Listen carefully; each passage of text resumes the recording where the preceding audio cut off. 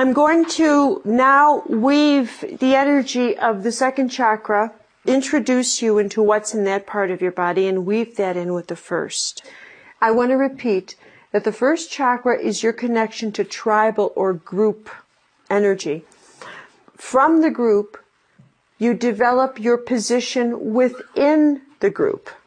So your second chakra, which is located at the sexual genital area, your hip, and the base of your spine, this contains your relationship to power on the one-on-one level, your need to control others. Anybody have a need to control others? Your need to control events, your need to control, period, and you fill in the blank. It's your need to control other people, the way things happen, the way people believe, whatever it is, your need to control. Now I want you to imagine somebody in your life, just one person. How many of you can think of one person that you are vitally interested and invested in controlling? All right. Now, I want you to now imagine that if I said to you, why are you so interested in controlling that person? What kind of answer would you give? Would you say, well, that person needs me? But the truth is, what you really are doing is you want to keep that person weak so that they need you. You want to keep them weak and damaged and wounded so that they need you. And that's going to cost you. And that will cost you your spirit. Now, I'm going to speak angel to you. This is Angel 101. And I'm going to say to you, what are you doing? And you're going to say, I am investing part of my circuitry with the command to control that person. I want to influence that person's thinking process. I want to keep me a vital part of that person's thinking process. That will cost you a great deal of your energy. Every day and in every way, you are transmitting a part of your spirit on mission to infiltrate that person's energy. And likewise, I presume there are people who are equally invested in controlling you. And so you are the recipient of energetic information. I want you to imagine that your body operates, this system that I am talking about, operates exactly the way email does. There is no difference. Every time you have a thought about someone, you transmit it and you put it into their email box. Email for energetic mail. This is good. I like this. It's literally energetic mail. That's exactly what you are doing. I am convinced that that whole form of the tribal creation of all these computer database, all of that is a complete physical metaphor and creation of what I am talking about in terms of the way we work energetically. We've duplicated ourselves in the computer form, okay? So now we have to learn to play by energetic rules. And what I'm telling you about is your second chakra connects you to everybody and everything you want to control. Now, how many of you have ever even paid attention to what you want to control or how much you invest in what you want to control? You haven't even got a clue. This is the part of yourself that is connected to every one of your sexual interests and every one of your sexual memories and every one you are sexually invested in, involved with, regretful over, whatever it is. Your entire sexuality is in this part of your body. Now, competition is in your second chakra. Right? Everybody you feel competitive with or toward is in this part of your body, is in your second chakra. All right? And when you feel a particular competitive relationship with someone, you literally will transmit energy from your body to them, and it hits you like you're being electrocuted by them. So much so that there's a rush of heat that just rushes through your body every time you think about them, because the moment you think about them, you are touching their circuit that's connecting to you. A live wire. There's a reason why we use these terms. They're really very accurate. You've actually really hit a live wire. That's part of your second chakra. Your second chakra connects you to all of your financial issues and to your relationship with money, as does your first. Your first and second chakra are sort of built on these two issues. The second chakra is almost a more refined version, a more individual version of what you've been taught by the tribe. So the tribe teaches you all of your superstitions about money, and your second chakra shows how you invest your energy into financial dealings. If your tribe taught you never trust anybody with money, and you decide to believe that, in your second chakra you will literally attract to yourself people you can't trust with money. Do you see what I mean? And you will create that reality with that circuitry. Now, you warehouse all of your financial issues in your lower back, by the way. Lower back pain, sciatic pain, bad discs in the lower back area. This is caused by financial stress. So energetically, this is where you warehouse all your financial strain. Now, let's say that you've invested your energy into a thought form that says, like a case I had where somebody had worked for a company for a long time. And this person had invested his circuits in the idea that this corporation would take care of him all of his life, and that when he retired, he would have a pension plan. Okay? Well, recently, that system of tribal management, shall we say, has gone down the tubes. And people are getting fired left, right, and center. And this investment is not paying off the way they were told. Now, I want you to think about this. What the trauma is that they've invested their spirit into a perception with the idea that this perception was a truth, T-R-U-T-H. The T-H at the end of that word means eternally truth versus true. Let me give you the difference. It may be true that you're working for a company, but there's no truth to the fact that anyone can guarantee you that they can take care of you. There's a difference between what is true and what is truth. Right? So this person had invested in that only to find out that in fact they let him go at age 50-some, can't get another job. The trauma that millions of people are finding themselves in, and the consequence is that they are feeling violated and betrayed, and the trauma is hitting in the prostate system. So there's a tremendous increase in prostate cancer, because this is where violations of that level hit. Why? Because we have connected the energetics of sexuality, power, and money. I find it very, very fascinating that during Desert Storm, the Israeli army was ordered not to fight. They were commanded not to fight, even though they knew that they were sitting targets. And mind you, that tribe had taken a vow. What was the vow from the Holocaust? Never again. Never again would they allow themselves to be slaughtered without putting up a fight. Now, they were sitting in the Middle East, knowing full well that the targets of all the guns were to destroy them. And what were they doing? Putting their guns down and violating their own vow. What happened? Following Desert Storm, impotency and prostate cancer went up 70% in Israel. Why that part of the body? Because we associate chutzpah, to use that term, guts, balls, the ability to defend oneself, the fight or flight mechanism, with your second chakra. We also have this sense that money brings power to this part of the body. The more money you have, the more sexual energy you have. There's no truth to it. It's just that we've decided that the two go together. So what happens is when someone makes a lot of money, they find themselves having a tremendous increase in sexual energy, in sexual eroticism.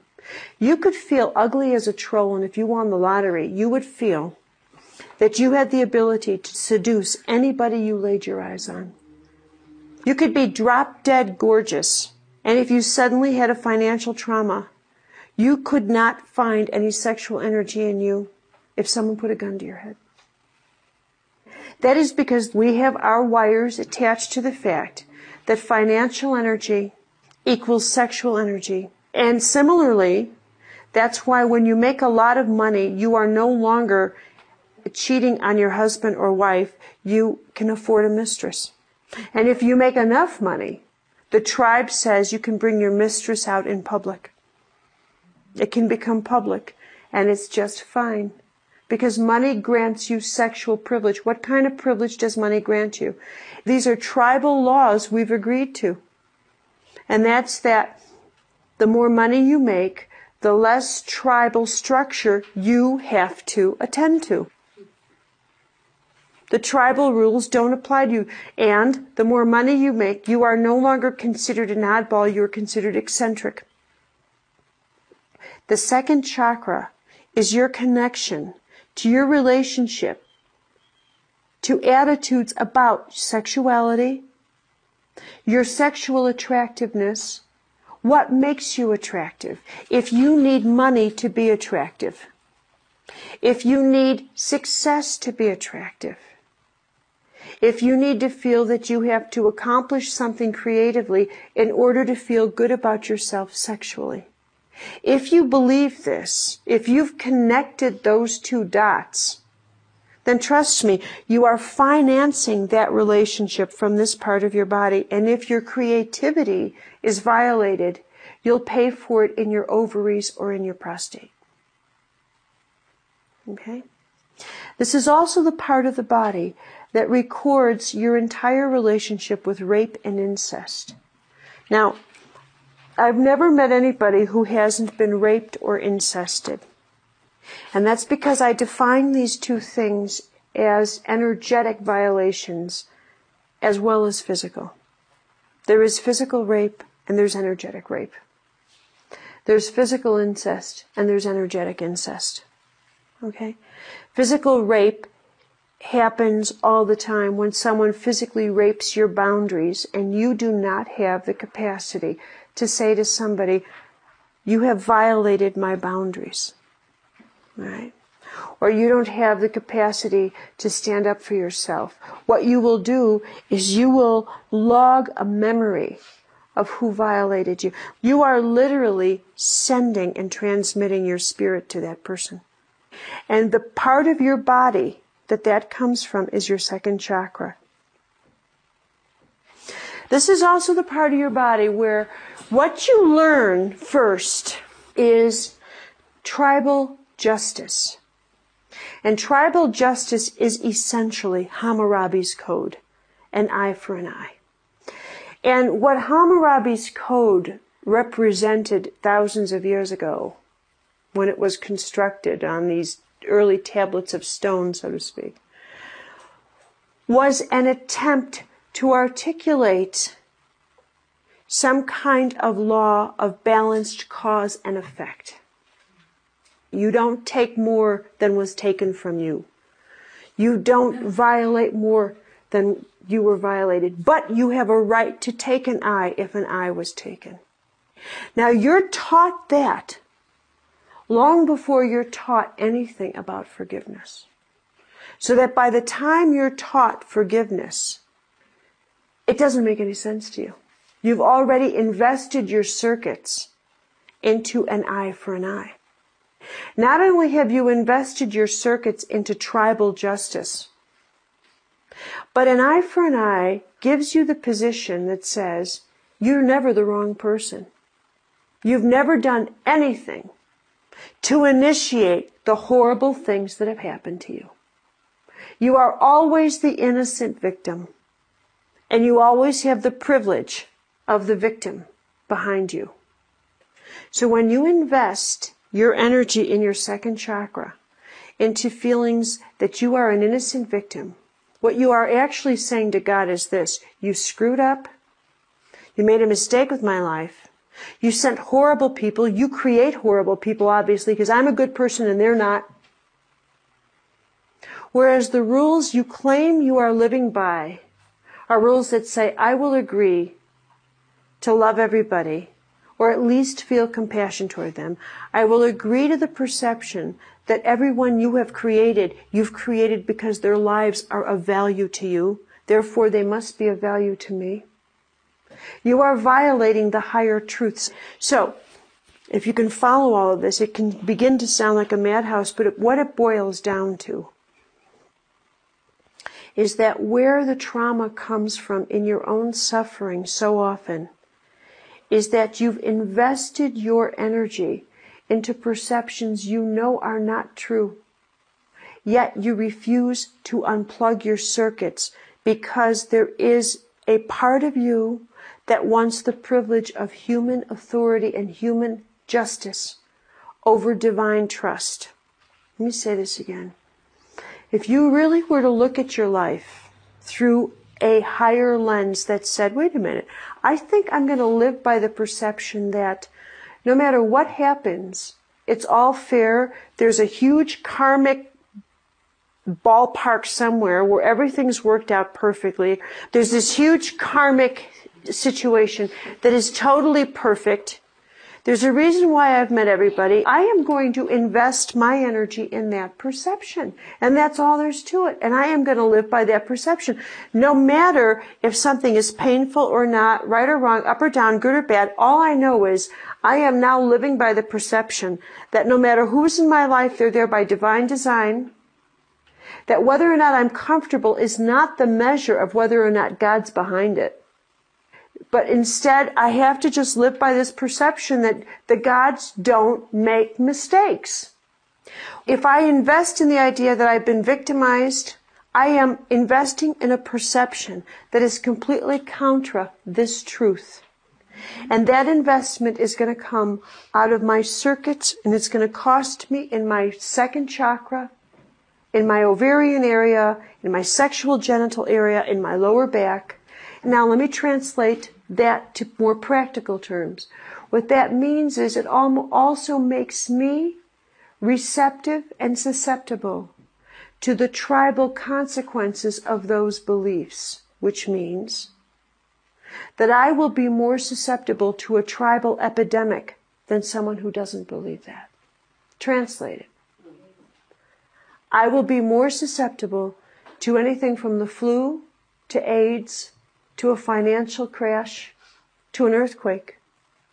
Any kind of tribal event.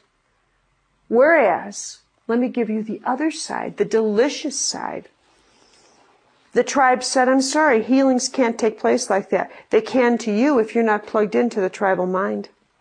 It's the other side. It's like, well, of course it can't to you because you're plugged into a system that says, no, it takes time and doctors and da-da-da-da.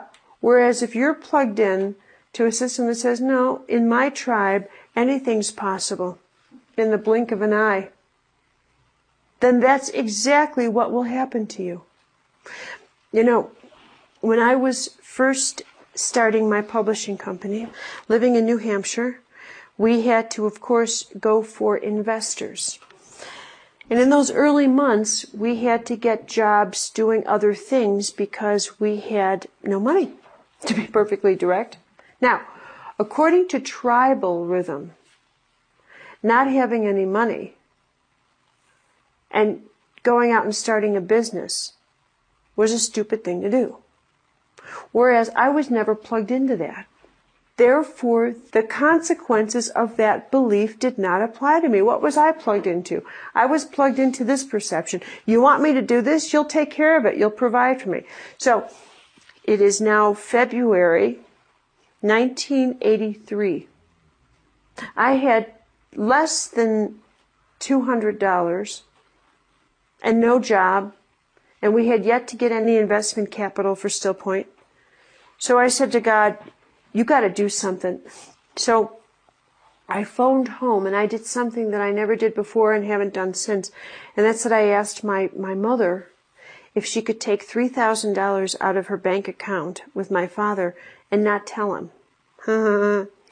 Well, she said, oh, honey, I don't know. Now, if I had been plugged into who would help me and I would need to get a job and make money, I would have had it answered that way. I would have been in trouble and it would have taken me months to be able to pay that bill. But I was plugged into, you want me here, you reward me instantly. Because I'm doing exactly what you want, therefore you cover my rear end. Now, what happened was, the next day my mother gets a phone call from a stockbroker. This is 1983. Way back in the 1960s, when she was working with my uncle at a grocery store. My family comes from a long line of grocers. They're from Europe, and they opened up a grocery store in Chicago. A stockbroker came in, and my mother, in the show of independence, decided to invest her paycheck in this stock that was then selling for 3 cents a share. She came home and announced that she bought this penny stock, and we teased her without mercy. So much so that no one ever brought it up again until 20 years later. The day after, I said, do something. And this stockbroker called and said to my mother, you know that stock? And of course, she was mortified. She said, I don't even want to talk about it. He said, well, you might. It's up to $5.90 a share. Do you know that? And she then said to my father, you know, Ed, I think I'm going to give each of the kids a gift of $3,000. And he said, you do whatever you want. Okay? Now, in my world, I am still plugged into that perception. But if I had been plugged into the perception that prayers and financial issues take a long time to resolve, that's exactly how it would have worked itself out. That's the second chakra. Now, this is also the part of you that is plugged into all of your issues about childhood and mothering in terms of your capacity to nurture others is in this part of your body. And your capacity to want to be nurtured is in this part of your body. It's a very rich and sensual part of your body. This is, of course, your area of sexual energy, sexuality, sexual liberalism, whatever, sexual issues. This is all in this part of your body. I like to also teach the fact that this is the part of your body that has so much to do with your occupation and your creativity. I can't emphasize that enough. This is the part of yourself that longs to give birth to ideas, to take ideas and get them into the physical form, and they come through here. I think a lot of the massive increase in diseases and ovarian cancers and prostate cancers have to do with the fact that this is the part of the body where we have creative abortions. All right? Now think about it. I want to run you through the body very fast. If I were your angel and I gave you an idea, it comes into the top of your head, your inspiration zone, in your head. And then the idea goes from your head to your throat. Do you want to do it? Do you want to choose, make a choice, your willpower? And you say, yeah, I don't mind. Then you drop it to your heart. How do you feel about it? It feels fine. Now, what all of this has in common above your waist is that it doesn't cost you anything.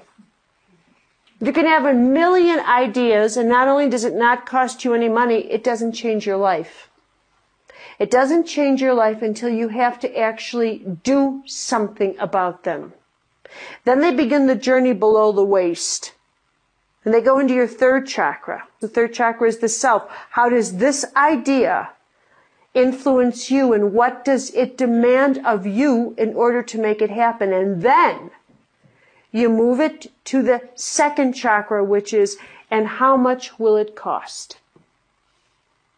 Who's in charge and who's going to pay for it? Once it gets to that center of the body, you begin to be a completely different person. You suddenly find yourself suspicious of people, whereas before there was any money involved, you were close as anything. Now, why do you think that is? It's because your tribe taught you, and you completely buy into sociological teachings that where there's money, there is no trust. As soon as an idea gets brought into its financial and competitive format in the second chakra, it often gets aborted. And if you get a lot of your creative ideas aborted at this stage, you are going to log those abortions, and those abortions can produce tumors. They can produce all kinds of disorders in the sexual genital area of the body. It's interesting, isn't it? You wouldn't think that you would suffer from the same scar tissue in terms of abortion, that your body records creative abortions with the same passion that it records physical abortions. And on the subject of physical abortions, I am pro-choice, as it were. However, I'm also pro-conscious choice. And what I mean by that is your second chakra is attached to the spirits that you agree to incarnate, to take on, to carry, both paternally and maternally. And when you have an unconscious abortion, when you abort without closure, you can remain attached to that spirit through your second chakra. I have done a number of readings where women have had all kinds of bleeding disorders, and what they are attached to is the unfinished business that they had with an abortion. That spirit needs to be brought to closure. You need to say to that spirit, it's not the right time, leave me. There's a magnificent physician by the name of Gladys McGarry. She lives in Phoenix, Arizona. And Gladys has done a number of fantastic research projects with women in this regard, in which when they need to have an abortion, instead of going through the physical act of abortion, she has them do an energetic communication with the fetus they're carrying, saying, I can't have you now. And the vast majority of these women miscarry.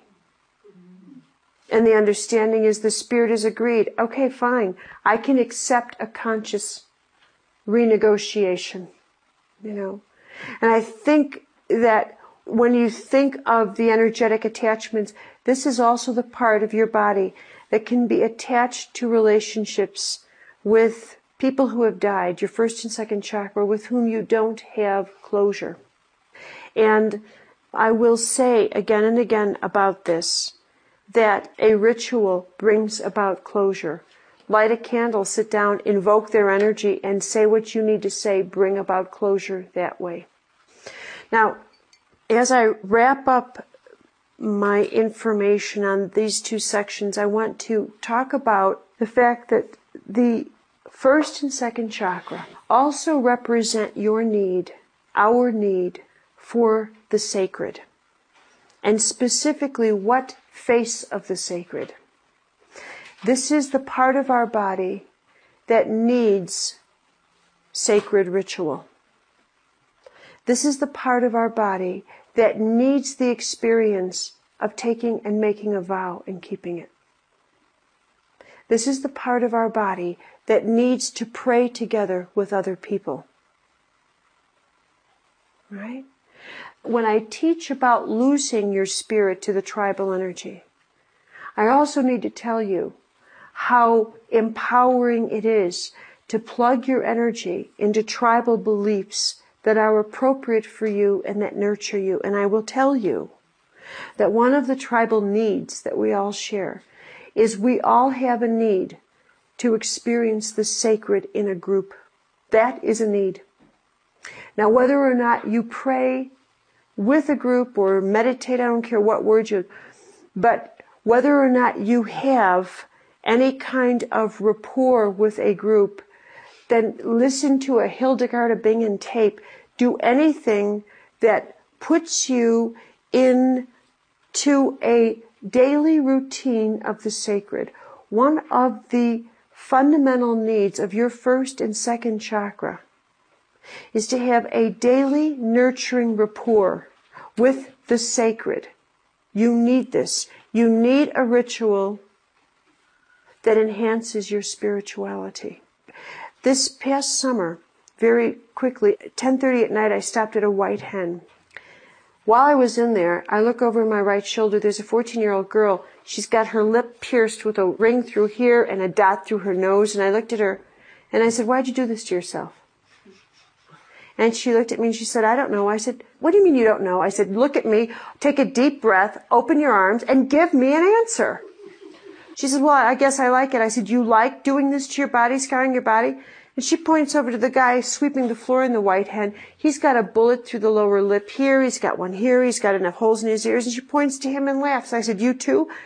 Then I'm paying for my iced tea, and the guy behind the corner has his baseball cap on backwards. He's got all his ears pierced. He's got a hole in his nose, and he's got hair coming out through the top of his. And he says to me, "Hey, lady, are you from another planet?" I said, "Let me get this straight here." I said, "I am looking at you three people who have scarred yourself, poking holes all over your face, and I'm from another planet."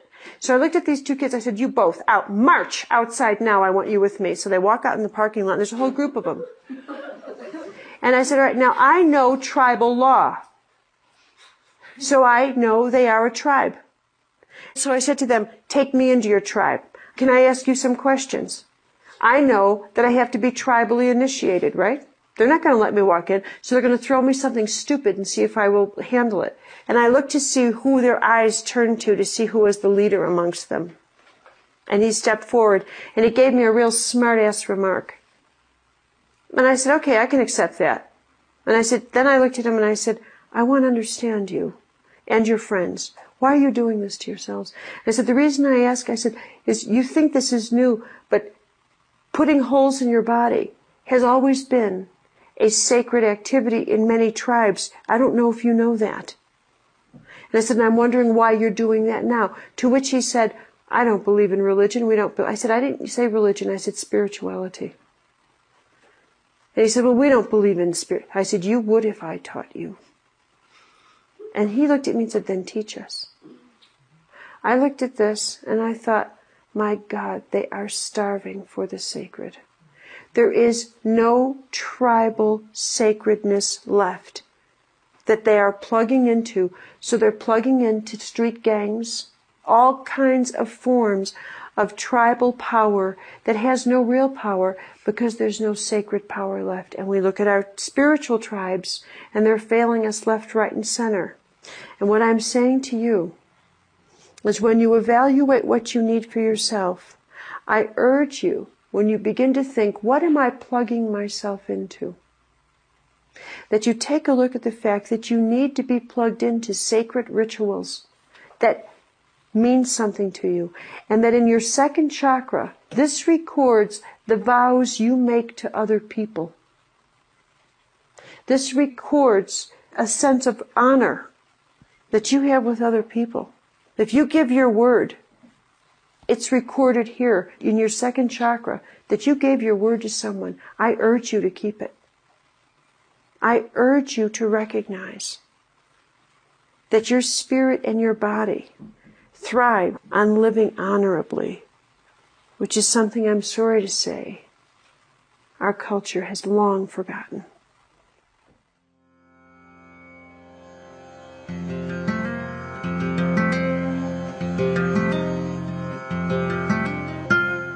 Energy Anatomy continues with Session 4, the third chakra, Self-Esteem and Fear, with Carolyn Mace.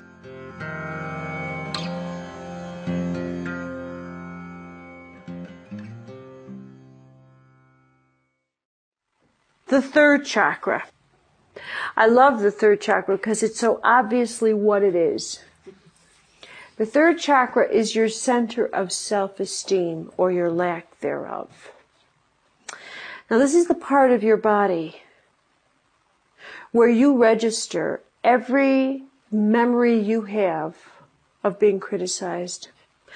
Everybody whose approval you need is in this part of the body. Now let's weave this into the second and the first chakra, because now I want you to begin to work with these as a system, because they're all part of your external reality.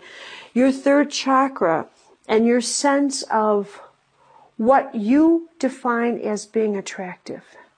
Now, if you define being attractive as being anorexic and permanently looking 24, and whatever else you come up with as your components of being attractive, then, mind you, you're operating on what the society today has decided is attractive. And what that means is you have allowed your spirit to leave your solar plexus and plug in to these images that are temporarily surrounding the social mind that said, unless I accomplish that image, I am not attractive.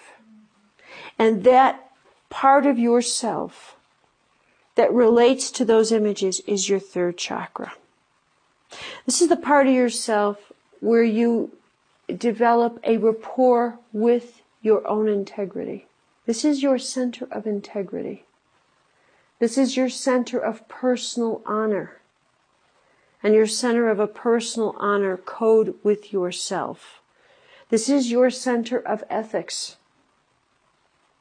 This is your center of what you will negotiate for yourself, where you draw the line. For example, you may say to yourself, I will never ever be controlled by money. If I need to do something or go someplace, I will not be controlled by someone else having financial authority over me. Then the day comes where you're in a job. You hate your job. You hate it. It's costing you your sanity. It's costing you your well-being. And you say to God, get me out of here. And your angel says, quit. Your task is to quit. I'll take care of the details. And all of a sudden you find yourself not quitting. You are now doing exactly what you said you would never do. You are allowing yourself to be controlled financially. Now, what do you think that's going to do to you? What that means is you are violating your sense of self. It's as if you take a knife and cut open your abdominal area and allow your energy to pour out of your abdominal area and into that situation. You are de-energizing yourself as rapidly as you can. Let's say you are involved in a relationship, and in this relationship you're with somebody whose approval you need desperately.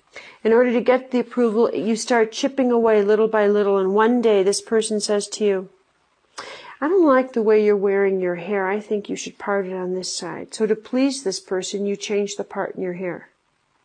Seems like a small thing to do.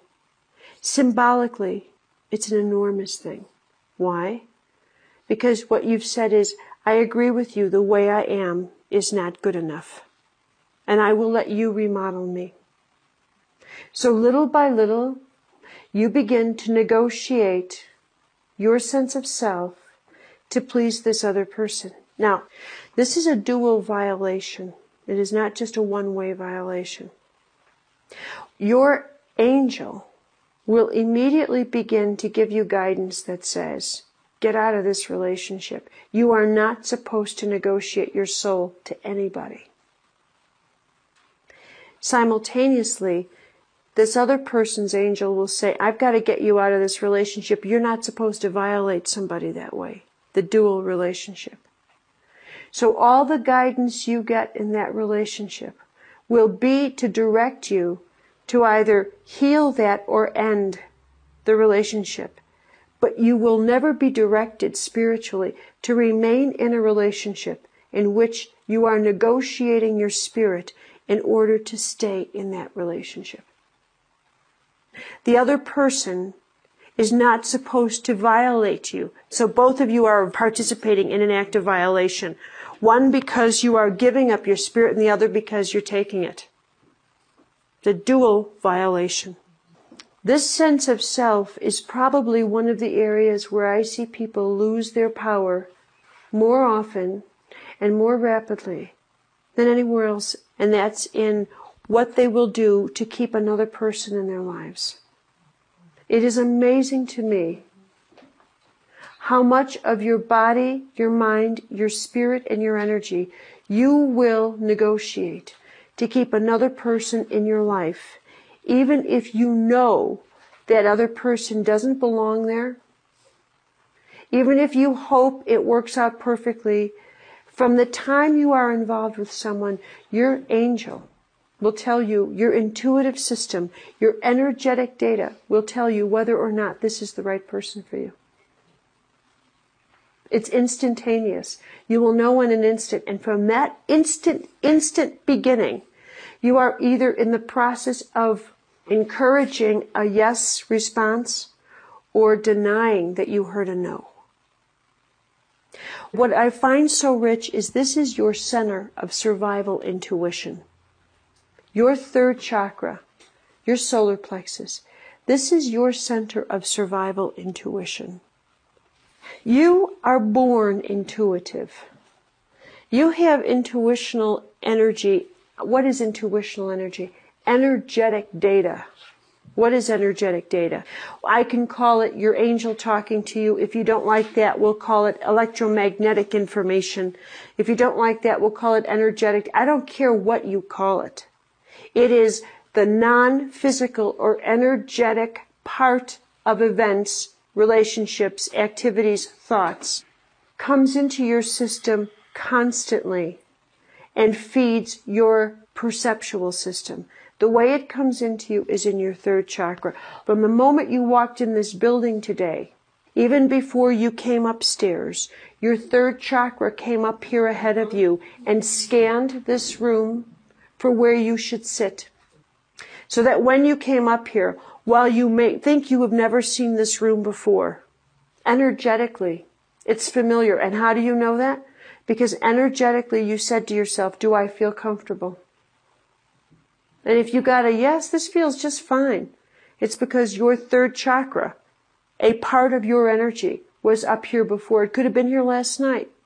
Your energetic system chose the chair you'd sit on, chose who you would be sitting next to, and by the time your bodies walked into this room, this scene of your bodies sitting on these chairs was the last scene of the film, not the first. The rest of it, the beginning, the energetic origins, that's where the interesting part is. We were talking to each other long before we walked into this room on the energetic level.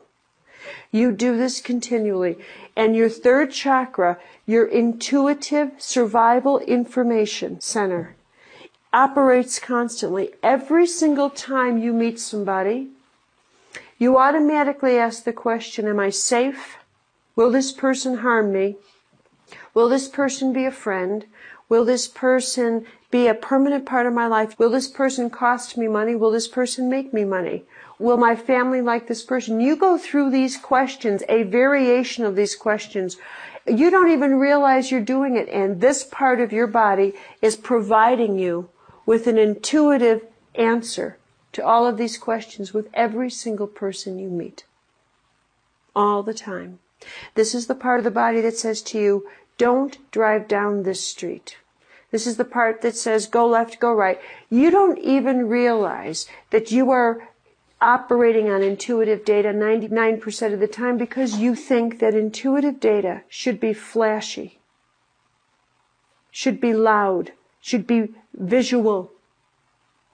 Somehow or other, Hollywood has gotten its hands on the way intuitive data should look, and that is a sham. The reality is that you have been intuitively guided so strongly all your life that clear intuition is something you are not even aware of. The few times you are aware of it, where you have a memory of hearing a voice say, hey, turn left, is a rare exception when their wiring is off, not when you're suddenly on. You shouldn't be aware of this information at all if it's done right. I am completely demythologizing the nonsense that has been built around intuitive perception. or energetic perception. It is absolutely the most subtle, non-visual, non-present energy and information you will ever have in part of your life, which is why when you say things like, should I trust this person? And you think that you should get a, yes, you should, da-da-da-da-da-da-da, or the door opens and suddenly a sign drops from the ceiling that says, don't trust, end relationship. Knock off what you think you should expect from the energetic world as proof that it is functioning and functioning well. That is nonsense. It is subtle. It is consistent. There isn't one of you anywhere that has not had the experience of knowing instantly off the bat when you shouldn't do something. You just know it. Or that you should do something. Or that you're unhappy. How many of you know when you're unhappy? You need a vision for that? Okay. You are already so intuitive that you're miserable. Okay? And what's driving you crazy is that you haven't got the courage to act on your intuition. That what you are looking for is a vision that says, do this, and at the end of this, you'll make this much money, this person will be waiting for you, you'll never be lonely, and you'll never be broke, and you'll never be in pain. Am I right? And what do those things have in common? They're all below the waist. So that your entire sense of how you want to invest your spirit has to do with the values below your waist, as opposed to your full chakra system. Right? So what you're really saying is your third chakra is invested in physical outcome. You are directing your intuitive energy and training it for physical safety information versus spiritual direction. When I talk to you about your third chakra, the thing I want you to pay attention to is no matter what you do, you are intuitive. And that your survival intuitive system is always operating. What compromises it is that this is your center of fear. Fear about your personal safety. This is where you are invested in fears. Now, you probably have never thought about the fact that if you've actually invested circuits of your energy into fear, these are the kinds of fears that you would invest in. The fear of being rejected, the fear of being fired, the fear of being alone, the fear of being abandoned, the fear of being criticized. Are any of these fears, do they have any authority in your life at all? Any of you? It's this part of your body. I want to snap my fingers and I want to show you the energetic side of what I'm talking about. If I took you right in front of me and said, all right, now then, let's imagine that 20% of your circuits are going into the fear of being criticized. And then another percentage of your circuits are invested in the fear of being abandoned or being alone, being isolated from the crowd. And then another percentage of your circuits are going into the fear of what if you disappoint others. All of the fears that go with the third chakra and your center of self-esteem. Now then, my job as your angel is to get you to unplug from those fears. Because so long as you're invested in those fears, you will attract to yourself relationships and people that do exactly what those fears tell you. So long as you are invested in the fear of being criticized, you will attract to yourself someone who will criticize you. Not to punish you, but to get you to the point where you finally say, hey, I have had enough of this. I don't want this anymore. There is something wrong with me that I am doing this. And you get to the point where you unplug from that fear and that person, that type of relationship. And if you actually could see how you're plugged into these fears, what you'd first recognize is that these qualify for false gods. All right? Now, let me work this through for you. What if the time came in your life when an opportunity that you didn't see coming was meant to be given to you. That opportunity is going to come through your third chakra. You're going to get a gut hunch. Something's wrong. I gotta get out of here. I gotta move on. And your angel says, okay, let's go. And then your angel says, it's time for you to move to West by God, Virginia. Trust us, something's waiting for you there. And you get up, you feel it in every part of your body. It came in through your third chakra and it penetrated deep. And all of a sudden, you look at where you are and you think, this doesn't feel right, and my house doesn't look the same, and my job doesn't feel right. And all of a sudden, every place you go, places that have been familiar to you for 20 years, are one notch off center. They just feel a little bit odd, foreign, distant. You can't feel them the way you used to. So you say, what am I supposed to do? And you get this feeling, I said, go to Virginia. And you think, that can't be right. And then what do? You run it by your fears, not your faith. You run it by your fear of failure, your fear of being criticized, your fear of not being able to take care of yourself, your fear of being alone. And you add it all up and you think, hell no, I'm not going anywhere. And your angel sits back down on the couch and says, oh brother, here we go again. Another 4 years of you praying for guidance and me trying to figure out how to get through to you. All right? And then what your angel would do is this. That does it. This is warfare. And your angel says, that's it. I've had it with you and your allegiance to the fear of failure. I am going to make sure you fail, but good, and get it over with. And the next thing you know, this marvelous schemata happens, so that you fall flat on your face. So you finally think, well, if that's what failure feels like, I can handle that. What else is there? You know? And what happens in the process is you develop a sense of self-esteem and confidence. And you begin to develop a very different sense of yourself. Now, this third chakra is a major turning point, not only in your sense of self-esteem, but in your sense of spirituality. This is the turning point between religion and spirituality. It's in this part of your body, literally. Why do I say that? Because we have to birth ourselves. We have to work at becoming an individual. Right? You're not born an individual. That's nonsense. You're born a tribal member. You're born a part of a group. And as part of a group, you have a group identity. And then if in this lifetime you're meant to move on, what will happen is you'll start feeling like, I don't fit in. I don't fit in. Maybe you were born feeling you never fit in. If that's the case, what happens is that's a blessing that says it's time for you to develop a sense of self where your capacity to choose your own reality is separate from your tribe doing it for you. Okay? Now, when you're tribal, you will be religious, but you won't be spiritual. You'll follow tribal rituals, but you will keep God at a distance. What kind of a distance?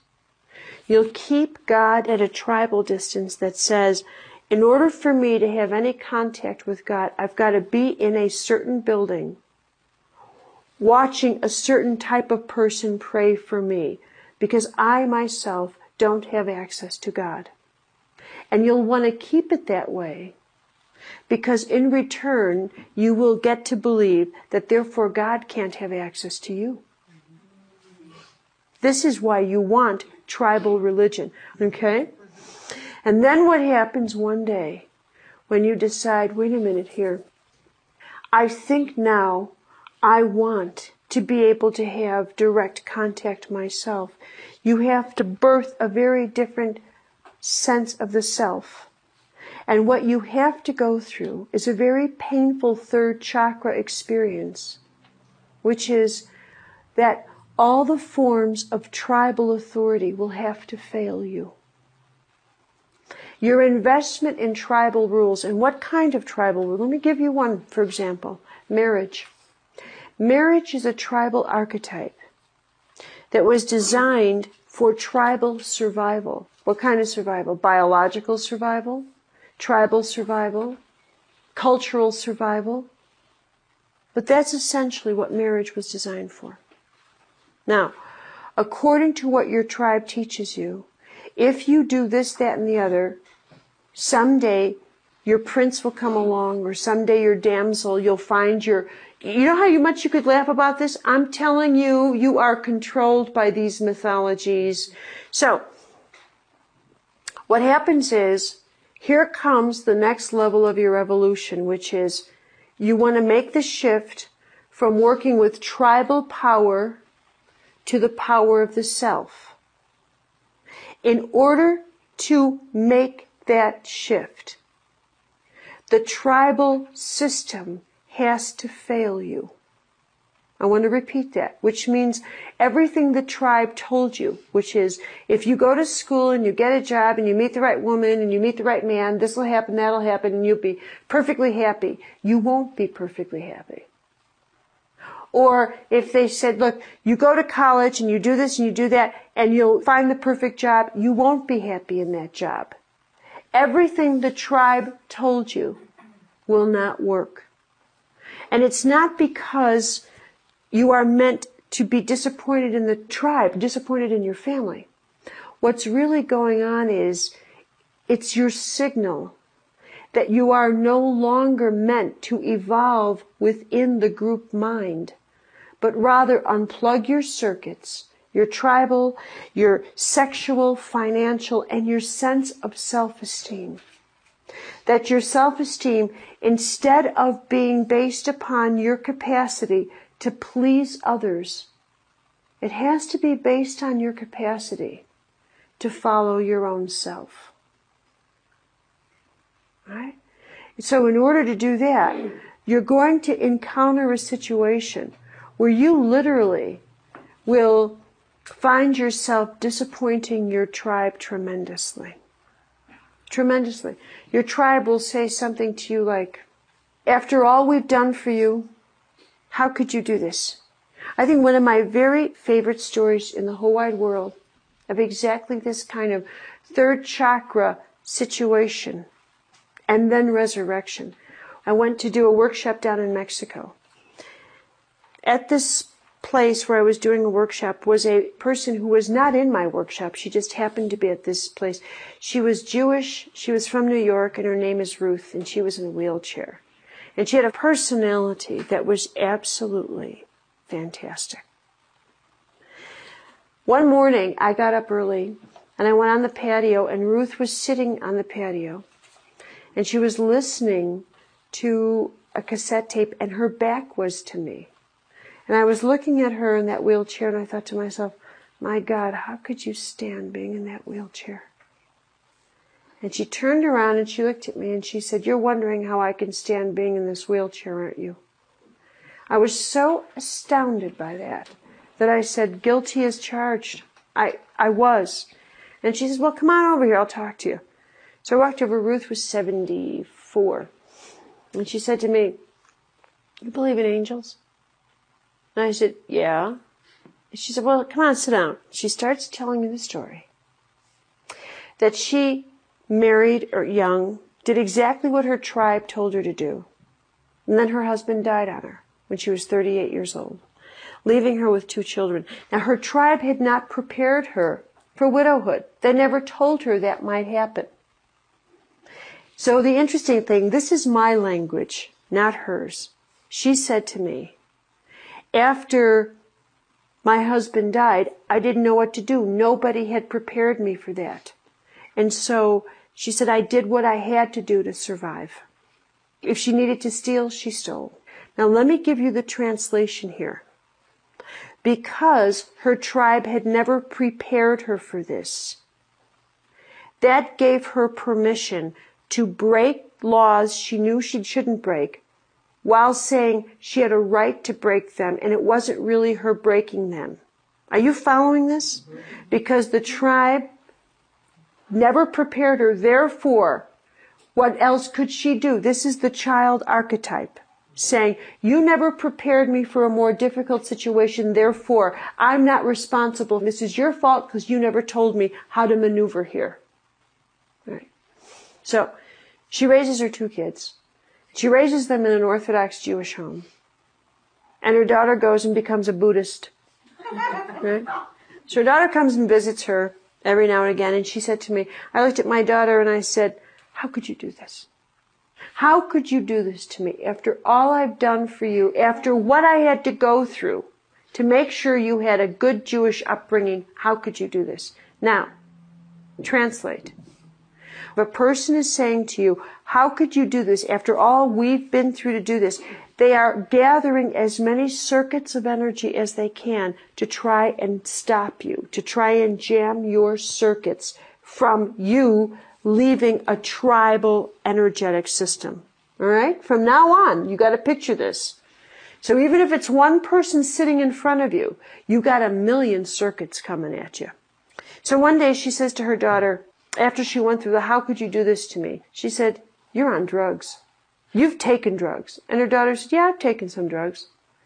So Ruth, sitting in this wheelchair at age 74, looks at me in Mexico and says, so I said to my daughter, get me some.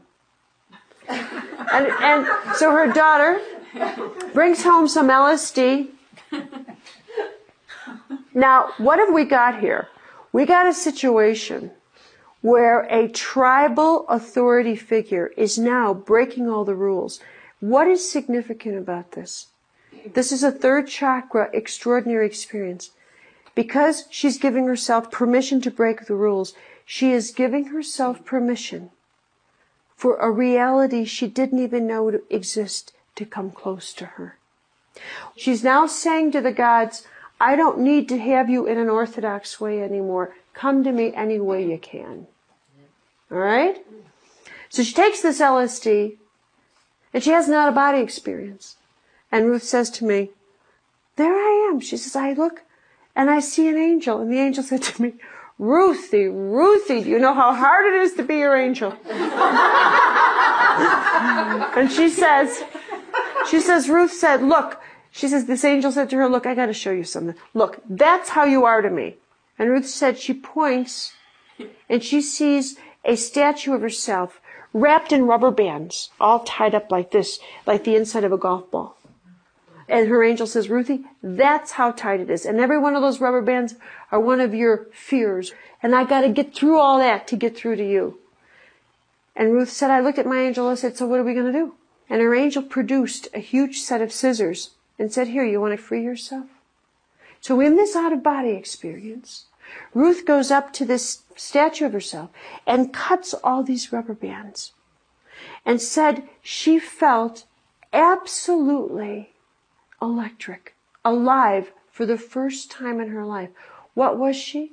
Her circuits were disconnected from every fear that had ever had authority over her. For the first time, she was fully complete. She was in a Kundalini experience. She was in ecstasy.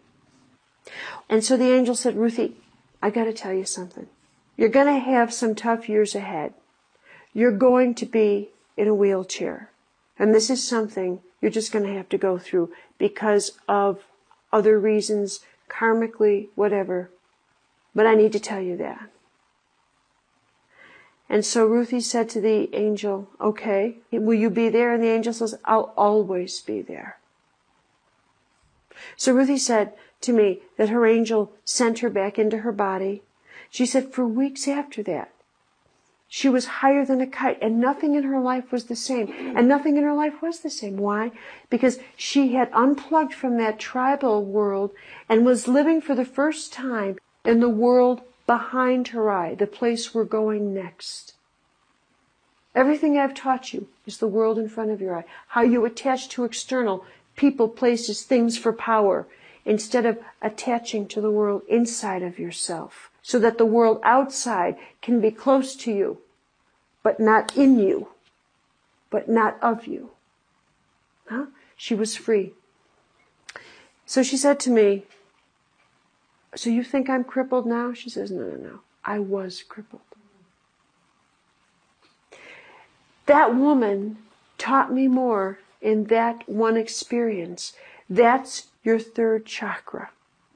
Her sense of self-esteem, her sense of personal dignity, her sense of honor was completely intact. Now I want to tell you that when you live with a personal honor code, and when you live with yourself intact from that point of view, I have to say that I believe that that is the essence of what we call a miraculous experience.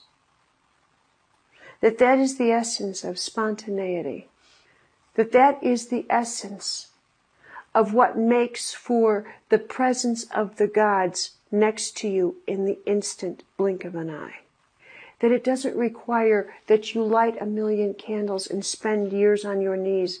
That's for amateurs. That's if you want to go the tribal route.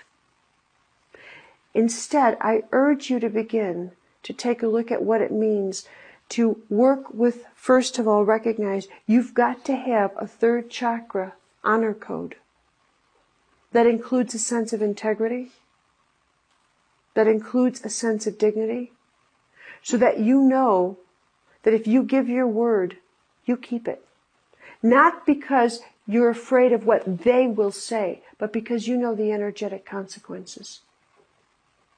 This is what the third chakra is all about. Your sense of personal dignity. And that from now on, every single time you're with somebody and someone asks your opinion and you find yourself lying about your opinion because you're afraid of the consequences, you pay attention to that now, because now you know it's biologically recorded in your system. Every time you criticize another person or judge another person, you pay attention to that because you are releasing a part of your spirit with the command to harm another person, because you don't know what's going on in that person's life. I'm going to share one other story with you, because I want you to have this visual in your head when you think of your third chakra. I had this experience of doing a workshop in London. On my way back, I was being driven by this woman who shared the story that she was in a workshop where a woman told of how she had been in a car accident and was killed. She had a near-death experience. And she found herself hovering over her car. And while she was hovering over, she could hear the responses of everybody else backed up behind her. She could hear people saying, "Oh, damn, this is just what I need." The responses people had about the car accident. But in the fifth car, she saw light pouring out of the top, going way up into the heavens, and then being directed directly to her. And she thought, what is that? And the moment she asked that question, she was present, and what she heard was this woman, this perfect stranger, praying for her. Those prayers were instantly transmitted. Boom! Went straight to her. But she heard this person saying, "I don't know who this woman is, but if my prayers can help her in this moment." Prayer, third chakra. I send my energy, my grace, to help this person. So she took down the license plate number of that car while she was in her near-death state. She was called back into her body because it wasn't her time. She was critically injured. Took her months to recover, but she had the license plate number. She ended up showing up on her doorstep with a bouquet of flowers. "Thank you for your prayers."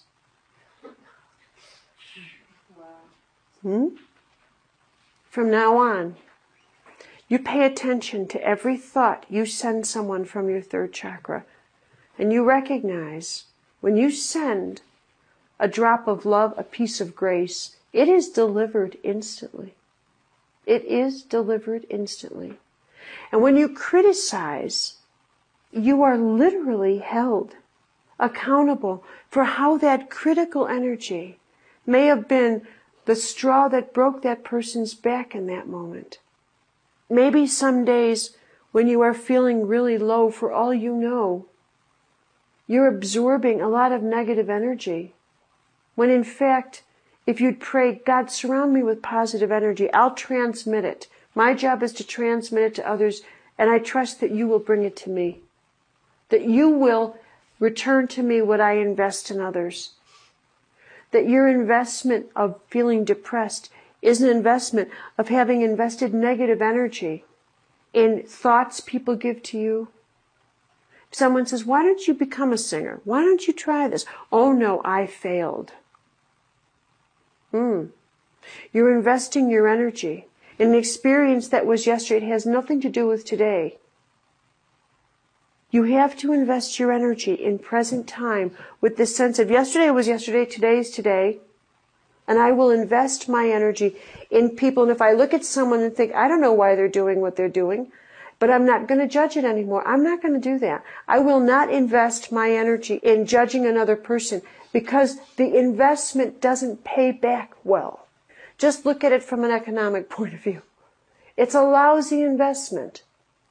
And it's going to cost you a lot more than it will ever cost them. Whereas one kind thought that says, you confuse the hell out of me and I bless you, I'm out of here.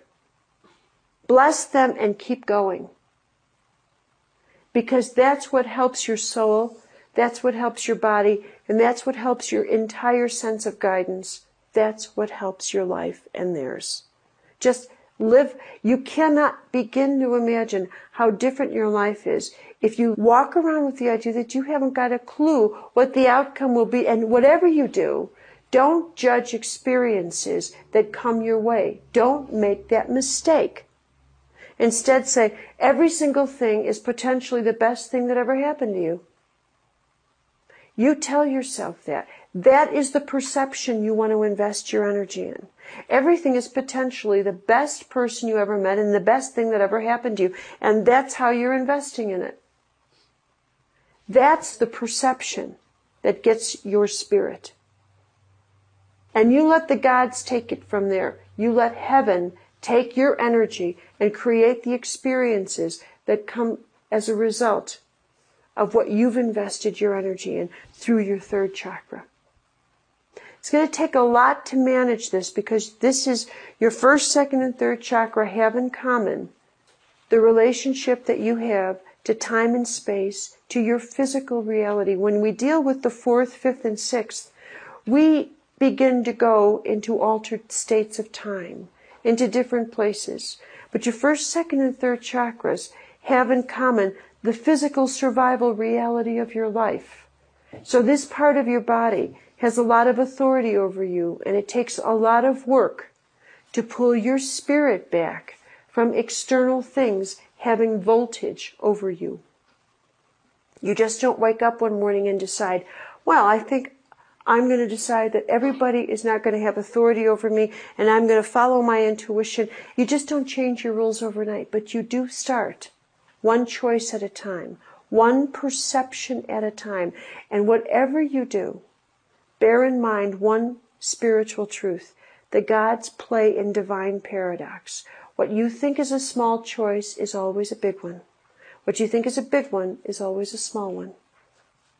Divine paradox. The true power is always hiding in the bushes. The gods never show off. They don't have to.